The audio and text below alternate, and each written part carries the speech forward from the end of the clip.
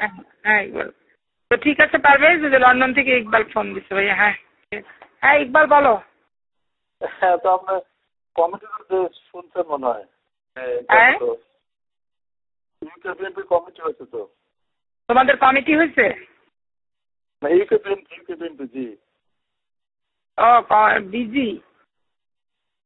আমি বলছি ইউকে বিএনপির কমিটি হলো গতকাল ঢাকা থেকে পাবলিশ। ভোগাস। আমি বলছি ইউকে বিএনপির কমিটি পাবলিশ হলো গতকাল, এটা বলছি আপনাকে। না বলছি কি কমিটি হলো, পছন্দ মতো না অপছন্দ নেই? আপনার চাঁপাইনবাবগঞ্জের শিবগঞ্জ উপজেলার কমিটির মতো হয় নাই। তাই? হ্যাঁ, এমন অবস্থা। একটা ইন্টারন্যাশনাল কমিটির অবস্থা তারেক রহমানের বোঝার পাল্টালো না। হ্যাঁ, তারেক রহমানের রুচি আর পাল্টালো না।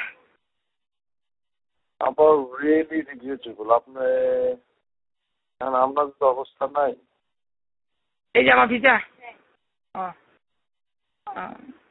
এই অবস্থা আর ভালো লাগে না। বিএনপি তো আর আপনার না, আপনার কমিটি না যে বাংলাদেশ ইন্টারন্যাশনাল কমিটি। এখানে এদেশের মেইন স্ট্রিম কমিটির সাথে যারা কন্ট্যাক্ট করতে পারবে, দলকে দেশকে রিপ্রেজেন্ট করতে পারবে, এমন কিছু লোক দেওয়া উচিত ছিল না। উনি তো 5 পাসও না যে প্রেসিডেন্ট করতে যাবে। ও তো নিজে ম্যাট্রিক পাস ও 5 পাস আর বাইরে পছন্দ করে না। আর যে সেক্রেটারি হয়েছে আপনার সে সোনাগার রেস্টুরেন্টের একটা রেস্টুরেন্টের ম্যানেজার আছে।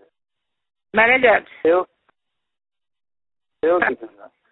এখন কিন্তু এভাবে আপনারা কিছুটা চেঞ্জ করেন যে আপনার সাথে কন্ট্যাক্টের ভিত্তিতে যদি মানে হয় মানে কমিটি হয়।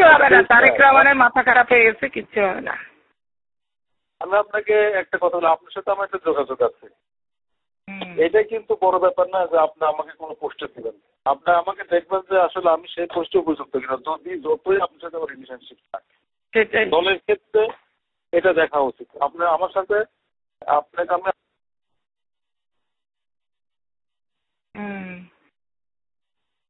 রাবিশ, একবারে রাবিশ। যাচ্ছে তাই পরিস্থিতি হলো। তোমাদের খবর কি জানেন? কমিটিতে কি হবে আপা বুঝছেন? হ্যাঁ তার সাথে যারা কন্ট্যাক্ট আছে তাদের রিকমেন্ডেশন। ওনার সাথে উনি তো পছন্দই করে না কোনো ভালো লোককে, ভদ্রলোককে, যোগ্য লোককে। উনার পছন্দটাই তো ওরকম, এই জন্য দল তো করতে ইচ্ছা হয় না আসলে।